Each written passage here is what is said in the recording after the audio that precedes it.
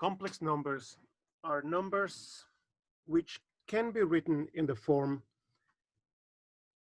a plus bi, where a and b are real numbers.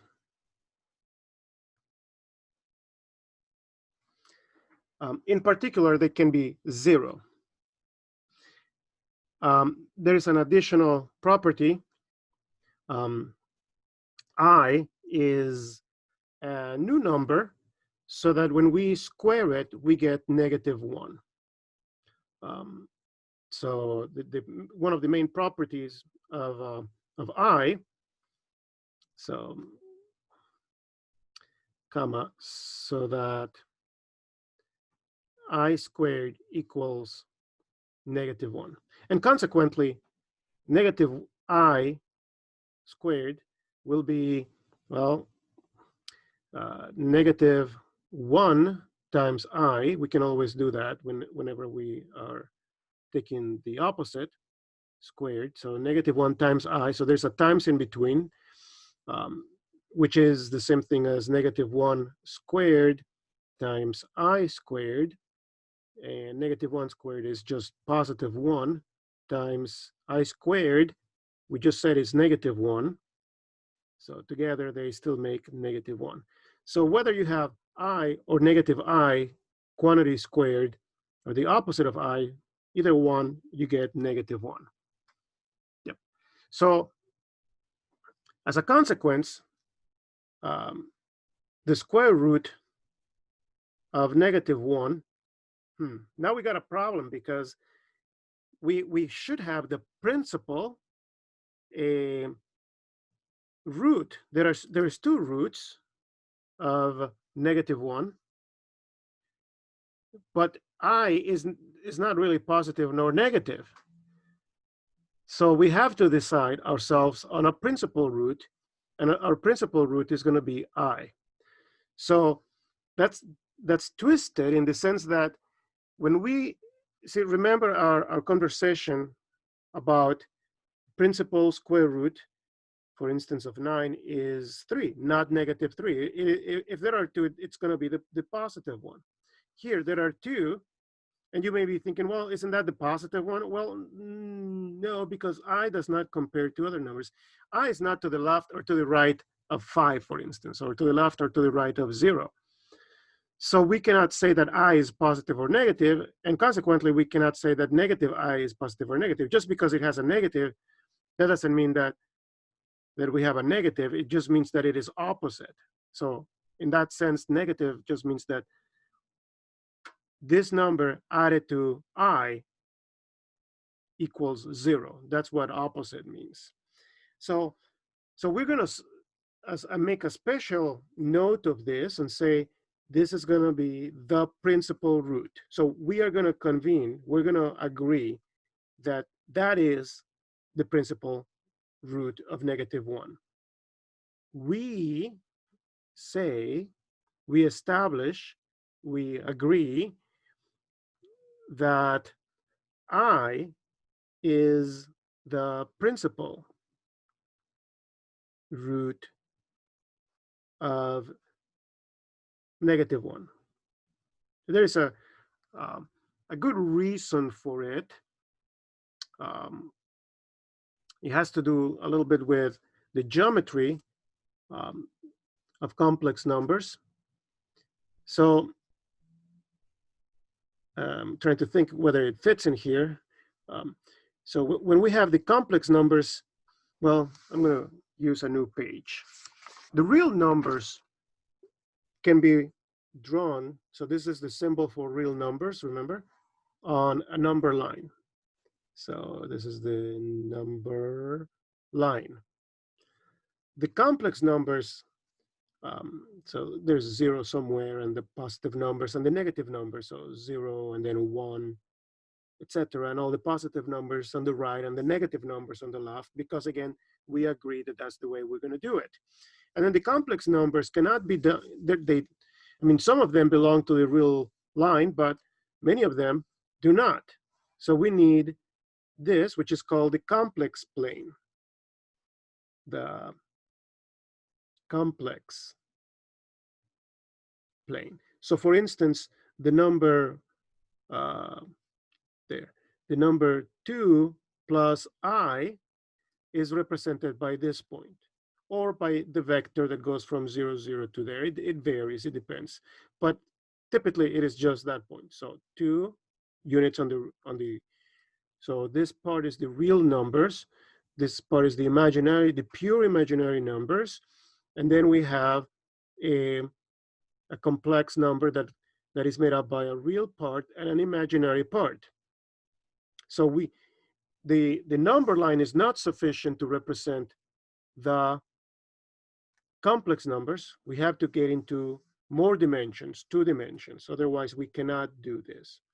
So I is sitting up here, 1 unit above 0, 0. Well, this is just the number 0. So that is I. And as you can tell, I is not to the right or to the left of 0. So I is not, it is above. So we cannot classify I as positive or negative, because what are the positive numbers? The numbers that are to the right of 0, and the negative numbers that are the ones to the left of 0. So if this number is above it, we cannot classify it as to the right or to the left. It loses meaning to think about I as positive or negative. It doesn't make sense. It's nonsense to talk about I as positive or negative. It is neither of them. So that's why when we speak about a principal root, this symbol means the principal root. We have to establish which one it is, because the idea of positive or negative is not longer viable. We cannot use that anymore.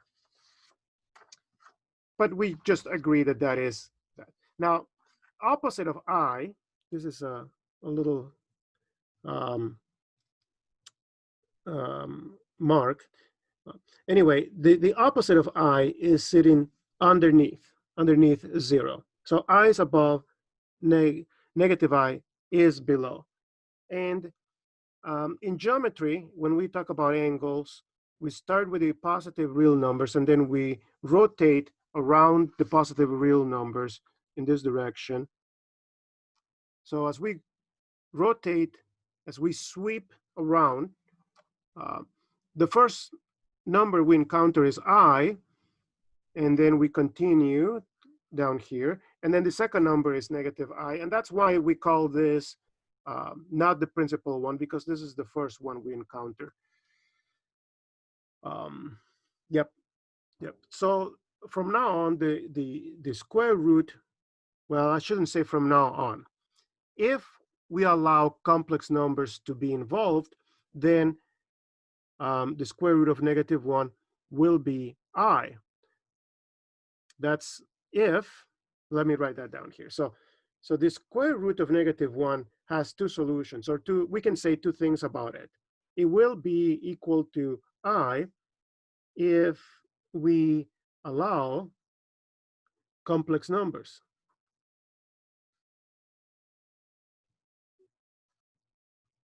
But the square root of -1 does not exist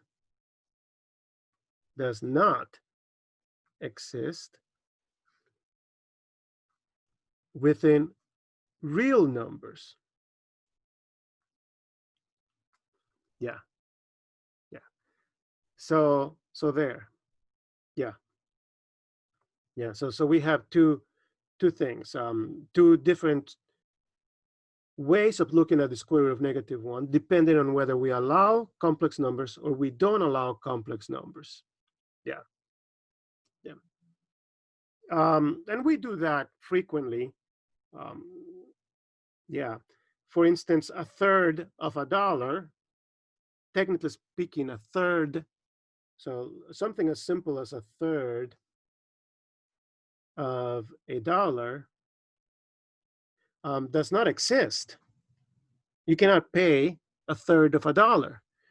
We have to pay either 32 cents, or if we round, well, I meant 33 cents if we round down, or 34 cents. Yeah, we cannot pay exactly a third. We have to pay either, we have to underpay or overpay, but we cannot pay a third of a dollar. Having said that,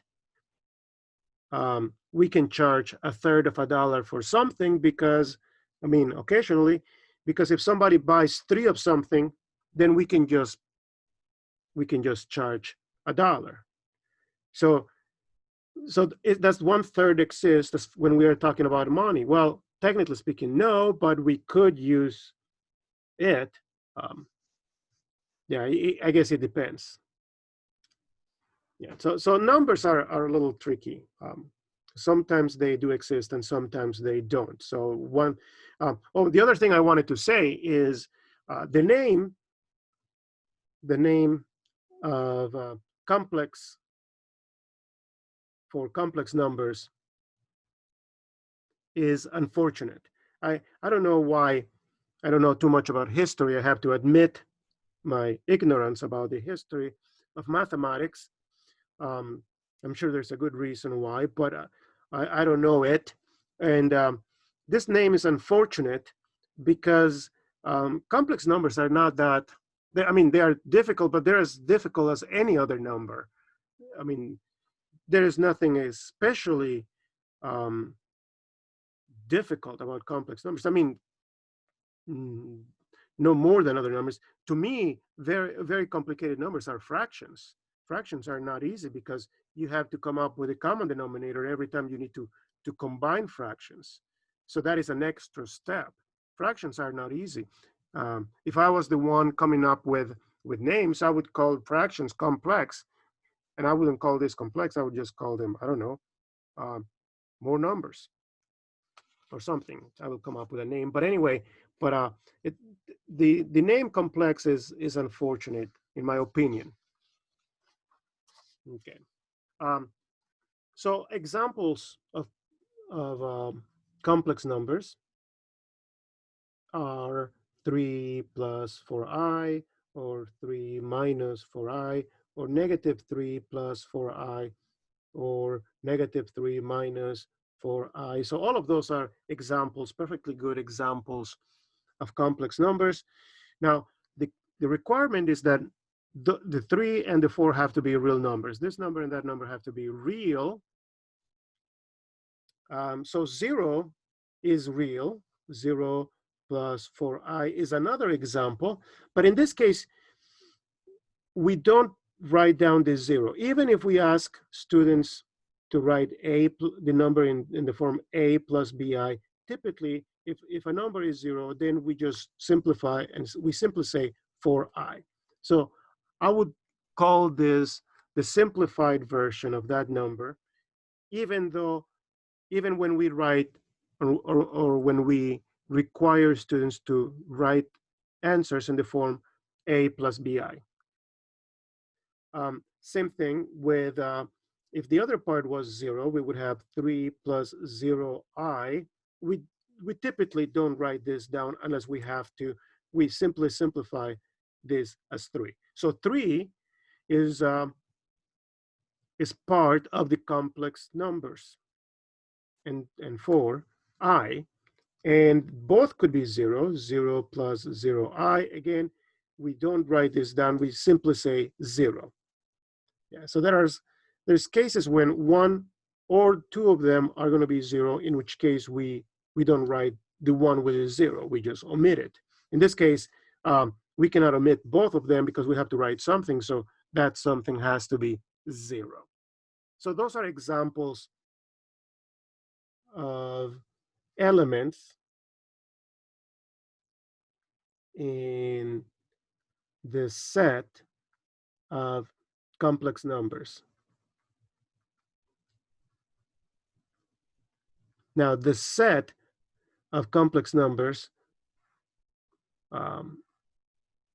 the set of complex numbers is also known as C, with a double bar on the left side of the C. So that is the set of complex numbers. Every time we're introduced to a new mathematical object, we have to, somebody has to tell us how to manipulate that mathematical object. So for instance, when we are introduced to matrices, somebody has to tell us how to add matrices. If we are introduced to vectors, somebody has to tell us how to add vectors, and so forth, and how to multiply them as well. When we were introduced to fractions, somebody had to tell us how to add fractions and multiply fractions and simplify fractions and so forth. So now we have complex numbers, and we have to know how to add complex numbers. So addition is quite straightforward. So let's actually start some examples of operations. If you have 3 plus 4i, so that is one complex number. That's why I put it in parentheses to emphasize that we have a single complex number. Some of us may be thinking, gee, that's kind of long. That is complicated because we got two parts to it. Well, remember, I'm going to use this little bit for a little side note. A fraction such as 3/4 is complicated already because it has two parts to it. It has a numerator and a denominator. So we already had something that was similarly complicated in the sense that we already had two parts to it. Okay. And if we add another number, say 5 plus, I guess 6i, there we go. All we have to do is add real parts together. So 3 plus 5 is 8. And then add 4 and 6 because both are i's. And that's going to be 10i. And that's it. There is the addition of those two complex numbers. Example 2, subtraction. Well, this one has to do with subtraction. Subtraction, in my opinion, is not an operation because an operation should be associative, and subtraction is not associative. Anyway, 3 plus 4i minus 5 plus 6i. All right, so we do the same thing as up here. 3 minus 5 is -2. And then 4 minus 6i is -2i. Some students ask me, can I put the I in front? Does it have to always go in the back? In my opinion, it doesn't matter where you put it. Technically speaking, you should put it on the back because we always put numerical coefficients and then letters after. But I won't make a big deal if you put the I in the front. Typically, I won't, unless I very, very specifically say not to. I don't think it matters. And sometimes it can be good to put the I in the front because let me write this as an example. We have to write things very well in the sense that they cannot be ambiguous. So for instance, let's say you have, so this is just a new example, 3 plus square root of 2i. You know, this can be written improperly. So this looks pretty good, but if we had 3 plus square root 2, and then if the I is sort of in the middle, then this expression becomes ambiguous. This is ambiguous because it is not clear, totally clear, whether I is in or out of the root. Yeah, and things that are ambiguous are considered wrong. So sometimes to avoid the problem altogether, we put the I in the front, and that way it is clear that we're not taking the square root of the I. By the way, we could take the square root of the I. This is I'm going to write it as an example, but it is also a side note. There's two roots of I. The square root of I is equal to, I believe, it is -1 half plus the square root of 3 over 2I. I believe that's it. And you can check. We're going to check in. Actually, we're going to check this later.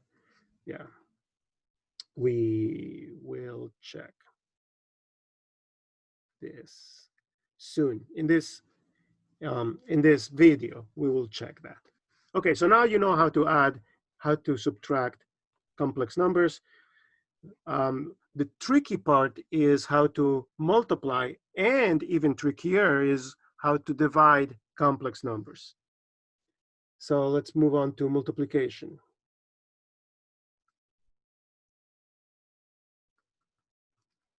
Multiplication of complex numbers.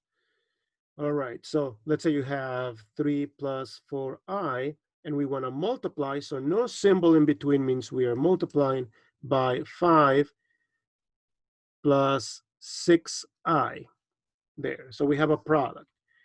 Well, the first thing we start out with is with FOIL.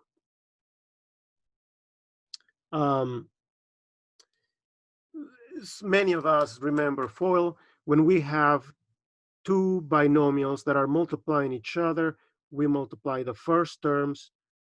That's why we have an F. Outer terms, that's why we have the O. Inner terms, the I. And then last. So this is a way to remember that we do first, outer, inner, last. And so we're going to do that with those. So 3 times 5, 15. So F is done. 3 times 6i is going to be 18i. And then that's the O, outer terms. 4i times 5 is 20i.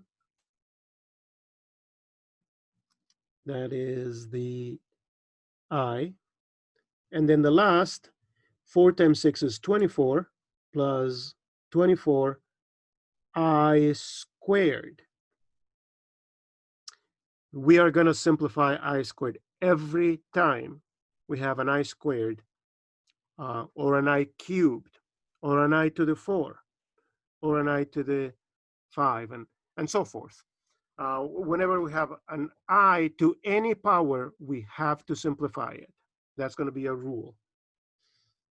Okay, so first we add the numbers, the I numbers. So we have 15 plus 38i, that's the combination of the 18 and the 20i.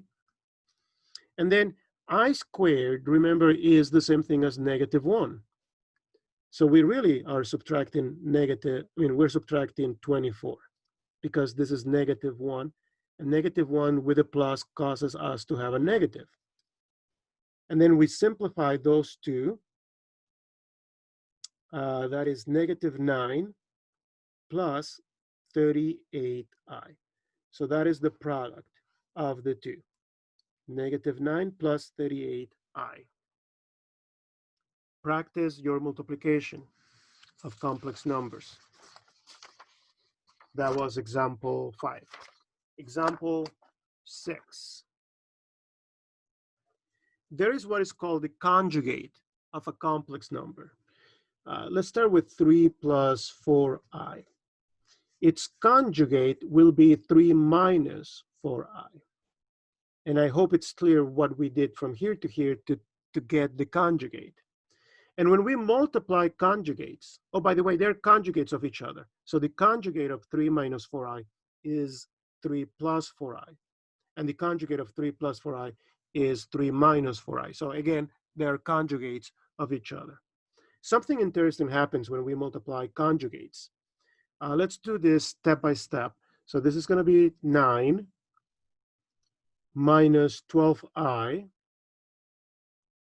plus 12i minus 16i squared. negative 12i plus 4, rather, negative 12i plus 12i is 0. So those two add up to 0. They vanish. Poof, they go away. And we end up with 9.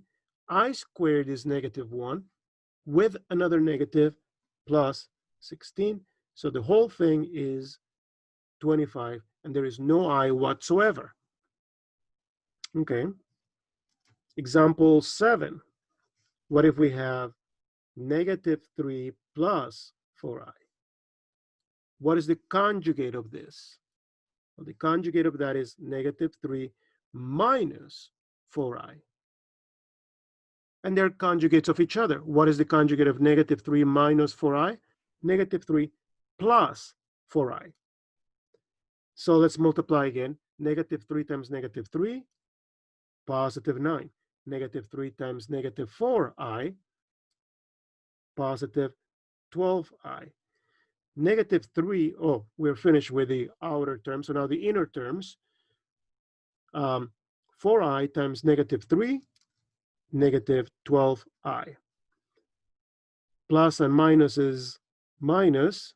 4 times 4 is 16, and then I squared. Again, those two add to 0. 0. And so we end up with 9.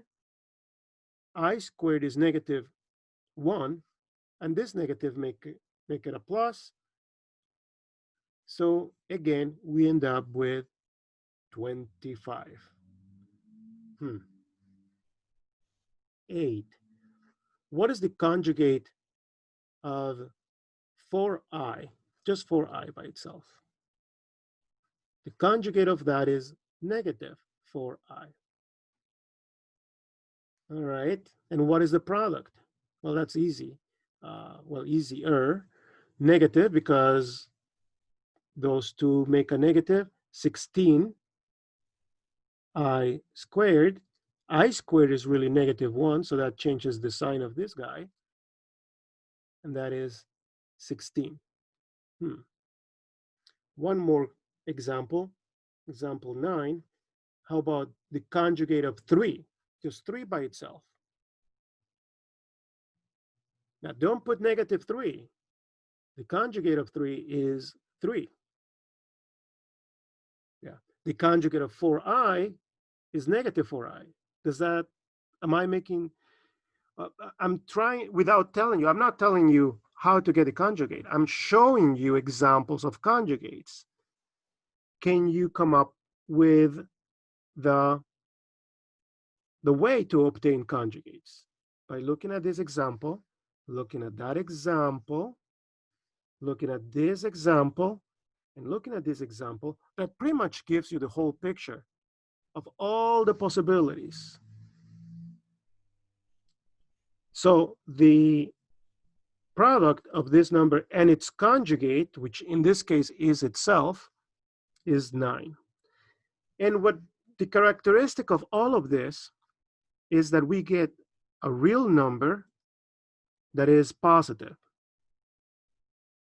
Actually, if the only way we get 0 is if we have actually, so example 10, what is the conjugate of 0?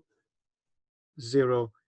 And that's the only way we can get 0. Otherwise, any complex number that is not 0 multiplied with its conjugate will not be 0. So let's be even more precise here. This guy is positive. So that implies that we have a real number, because remember, if we had a complex number, we cannot compare. There's no comparing of two complex numbers, or a complex number that has an I in it. We cannot compare. But this doesn't have an I, so we can compare it to 0, greater than 0.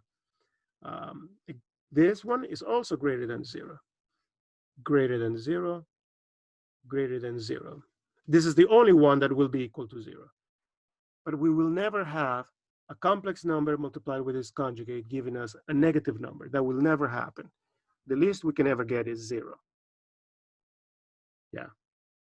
So we always end up with more than 0 or at least 0. So how do we divide complex numbers?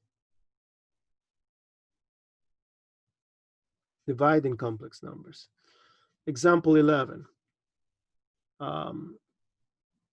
Let me, sorry to do this on you.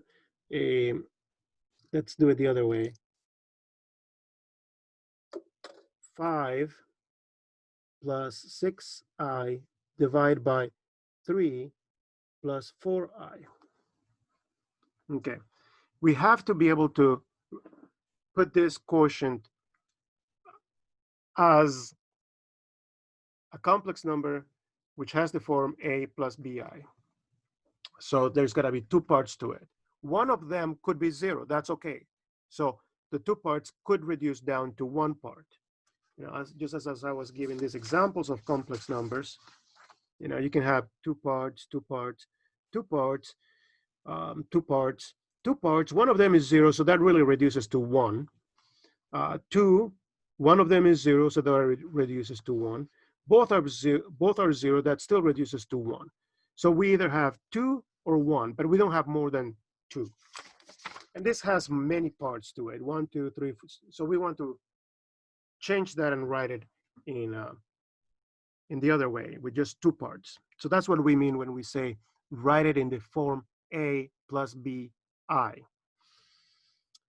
So what we do is you look at the denominator and we multiply this fraction by a fraction whose denominator is the conjugate of this denominator, 3 minus 4i.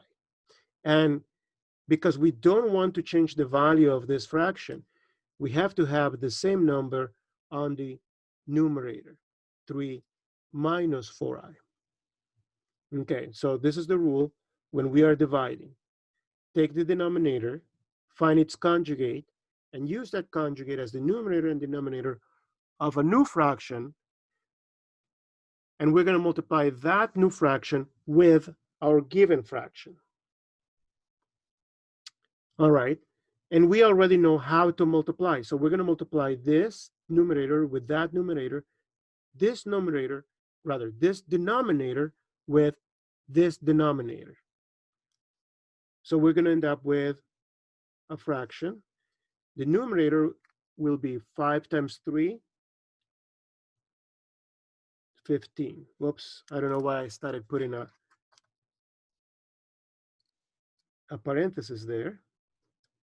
So that is 15. 5 times negative 4i, negative 20i. 6 times 3 plus 18i, and then minus 24i squared. Let me double check. 15 minus 20i plus 18i minus 24i squared. The denominator will be 9 minus 12i plus 12i minus 16i squared. A lot of students ask me, do I have to write those two if I know they're going to simplify? No, you don't have to. Just make sure you don't make a mistake when you don't write them down. It's fine to omit this step. That's okay. As long as we don't forget, as long as we don't mess something else up. Anyway, so we still have 15 minus 2i, because those two simplify, minus 2i. And then remember that I squared is the same thing as negative 1 with another negative that's going to make plus 24 over. Those two simplify to 0. We still have 9. I squared is negative 1 with another negative that's going to make plus 16. So add those two, we end up with 39 minus 2i over 25. Now, this is not it because, well, let me write down what it is and then I'm going to tell you why. We have to split this into 39 over 25 minus 2 over 25i, because we want the form a plus bi. So there is a plus, well, this is b. B contains the negative in it. So plus bi. This is not a plus, I mean, yeah, there is a plus bi, but then there is more to it. So that doesn't count. We have to have a final answer in the form of a, well, but see, this is not it because a, we have a plus bi, but then we have to divide by 25. So this requires an extra step. Here we already did the extra step. 39 over 25, that's the a portion or the real part of this number. And then negative 2 over 25i is the imaginary portion of this complex number. And there, that's it. So make sure you take the extra step. This is the final answer. This is not considered the final answer. So I'm going to make a note of that. I'm going to take the time to write that. This is not considered the final answer. And I'm going to put an arrow indicating which one. That one is not. This is the way we write the division. So dividing 5 plus 6i by 3 plus 4i will give us a complex number, which is 39 over 25 minus 2 over 25i. Practice those, please. Practice, practice, practice, practice those. Okay. So now we're going to switch gears a little bit. We're still going to be talking about complex numbers, but I'm going to give you an example that we're going to apply to complex numbers. Okay, let's talk about days of the week. Days of the week. Today is September 5. So days of the week, which may not seem like they have anything to do with complex numbers, and no, they don't. But something that we're going to use about days of the week does apply to complex numbers, and so that's why I want to show you how the idea of days of the week applies to complex numbers. So today is Saturday, and then you guys know the other days of the week in sequence. You know, you got your Sunday. So SAT is going to be Saturday, Sunday, and then we have Monday, Tuesday, and today is Saturday, by the way. The taping of this is happening on a Saturday. So Sunday, Monday, Tuesday, Wednesday. I'm going to use, well, TH for Thursday, Tuesday, Thursday, Friday, and then we go back to Saturday. Sunday, Monday, Tuesday, Wednesday, Thursday, Friday, Saturday, and so forth. Okay, and I'm starting with Saturday because today is Saturday. That's the only reason. Otherwise, if had today been Tuesday, then I would have put Tuesday as the first day of the week and then put the sequence of 1, 2, 3, 4, 5, 6, 7 days of the week. Okay, so a question I want to ask, and I'm going to write this as an example, so I want to follow the example numbers. So example number 12 is, what day of the week will be, tell me a random number. Let's just say 150 days from now, or from today. There you go. So if we count 150 days from today, what day of the week it will be? You know, like, so there's a couple of ways we can do this. We can just say, okay, today doesn't count. So tomorrow is the first day after today. Yeah, from today. So tomorrow it would be 1, 2, 3, 4, 5, 6, 7, 8, 9, 10, 11, 12, 13, 14, 15, 16, 17, 18, 19, 20, 21, 22, 23, 24, 25, 26, 27, 28, 29, 30, 31, 32, 33, 34. Boy, that is long. That is really long. Let's do a shorter example. And then we're going to come back to, so we're still going to answer this question, but let's do one that is simpler. Okay, so the question is, if today is Saturday, then what day of the week,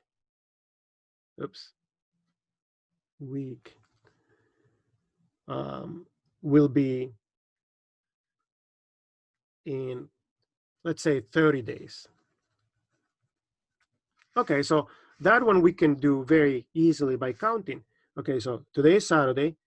1, 2, 3, 4, 5, 6, 7, 8, 9, 10, 11, 12, 13, 14, 15, 16, 17, 18, 19, 20, 21, 22, 23, 24, 25, 26, 27, 28, 29, 30. It will be Monday. So by counting one by one, all 30 days, we know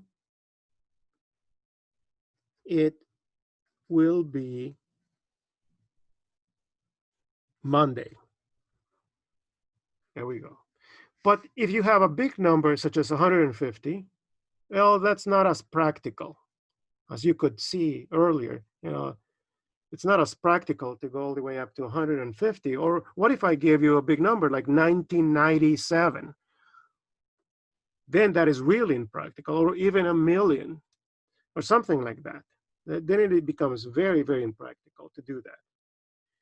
So how do we go about this? Well, let's think about it. Let's just do one quick short run. So tomorrow will be the first day after today. So 1, 2, 3, 4, 5, 6, 7. So every 7 days, which makes sense because the week has 7 days, every 7 days we will come back to Saturday. So 7 days from today will be Saturday. 14 days from today, it will be Saturday. 21 days from today, it will be Saturday. 28 days from today, it will be Saturday. Well, so if we find the closest multiple of 7, we know we will be on Saturday. So what is the closest multiple of 7 below 30? Below or equal to 30? Well, that's 28. That's 4 weeks. 28 days is 4 exact weeks. So 4 weeks is going to be 28 days, and we're going to be on Saturday. 2 more days makes up the 30, which explains why the answer is Monday. But we don't have to, the beauty of this is that we don't have to go a bunch of those. So now let's attack this problem. Okay, I know that 70 days is 7 weeks. 70 days is 10 weeks. It makes sense, correct? Because every 7 days is a week, and we have 10 of those 7 periods. 7 times 10 is 70. So that is 10 weeks. So 70 days from now is going to be Saturday. Well, if we double that, 140 days from today is 20 weeks.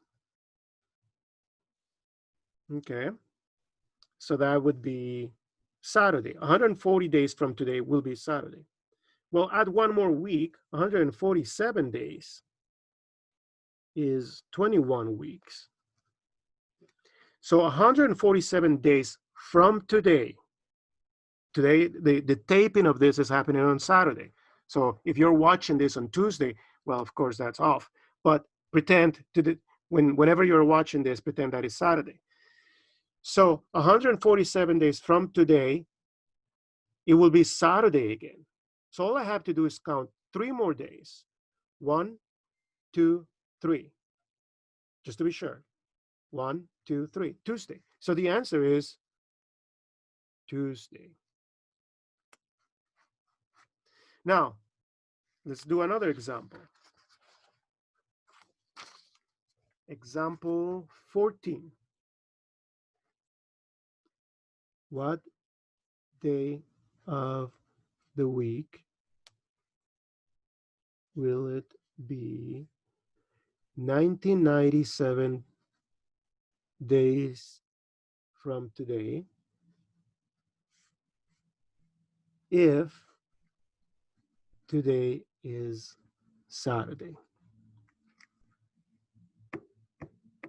Okay, so one way to approach this is to say, well, I got to figure out how many weeks, and we can build up our weeks this way, the way we did here, so you can start by saying, well, I know 700 days is 1 week.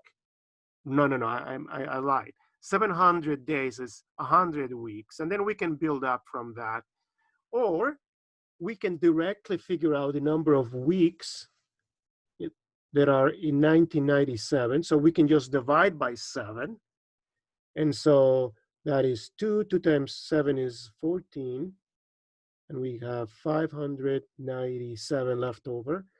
And then that's 200. But then what number multiplied with 7 gets us just below 59? 9 is too big. 8 will do. 8 times 7 is 56. So that's going to give us 37. Oh, that I know. It is 5. 5 times 7 is 35. So there's 2 days left over. So what this is telling us is that in 197 days is the same thing as 285 full weeks. And then there is 2 extra days after that. So we're going to have 285 weeks. And for each full week, we're going to have Saturday, 285 times. But then after we exhaust all of those 285 weeks, there's going to be 2 more days. So all I have to do is go back to this little table and say, okay, 2 more days after Saturday is Monday. So if you count 197 days from today, today's Saturday, we're going to be on Monday. Monday is the answer. Isn't that cool? By the way, you can count the number of days since you were born, and then you can tell the name, the day of the week when you were born. If you just count all the days, including leap days, since you were born. That's an easy way to do it. Of course, it is easier just to ask a smart speaker. They'll tell you, what day of the week was such and such day in such and such a year. They'll tell you in a matter of seconds, but that is not as fun as actually figuring this out on your own. I think this is more fun. But anyway, so what does this have anything to do with complex numbers? All right. So what? That's the question. Well, this is it. We have to be able to simplify powers of I. Simplifying powers of I. We have to be able to do that. I to the 0, by the way, is going to be 1. I to the 1, well, that is I. I squared is going to be negative 1. I cubed, well, that is I squared times I, because 3 i's is really 2 i's and an I. and I squared is -1, but then we still have the I, so that is negative I. So we have 1I, -1, negative I. Over here, I'm going to divide this space. I to the 4, well, that is I squared times I squared, and that is -1 times -1. So we go back to 1, and this cycles again. I to the 5, well, is I to the 4 times I, but I to the 4 we just figured is 1. So this is 1 times I, which is I. So if you do this, you will realize very quickly that this cycles. Let's draw a table. So I to the 0 is 1. I to the 1 is I squared is -1. I cubed is negative I. So we have 1I, -1, negative I to the 4 goes back to 1. I to the 5 is I to the 6 is -1, I to the 7 is negative I, and then I to the 8, which I'm not going to write down, goes back to 1. So this is the cycle. Pretend these are days of the week, except that we have 4-day weeks. Instead of 7-day weeks, we have 4-day weeks. Starting with 1, that is today, or 0. All right, and tomorrow will be I, and the day after will be -1, and the day after is going to be negative I, and start the week all over with 1. So this is a short cycle. So we ask the question, and this cycle, it has 4 elements in it, as opposed to 7 days in a week. And by the way, you can do this with months. How many months, or what month it will be, 30 months from now. Or you can, that would be a longer cycle because there's 12 months before we start cycling back to the first month. So you can do that with anything that cycles. This thinking can happen with anything that cycles. So if we ask, for instance, so let's do a couple of examples. 14. So 15. All right. What is I to the, I don't know, something simple, 23, to the exponent 23? So we can, this is small enough that if you know your first cycle, starting with 0, that is very important. You can just count one by one. It won't take too long to count to 23. Let's do it. So this is 0, 1, 2, 3, 4, 5, 6, 7, 8, 9, 10, 11, 12, 13, 14, 15, 16, 17, 18, 19. I'm getting tired. 20, 21, 22, 23. So the answer is negative I. I to the 23 is negative I. Done. We're finished with that problem. And we can do that just by direct counting. All right. What if we had something much larger, such as I to the 1997? Whoa. I'm not going to do one all the way through 97. If you were thinking I was going to do that, you are mistaken. I'm not going to. Well, then again, I do like counting. So no, let's not do that. That is torture. That is, yeah. So what do we do?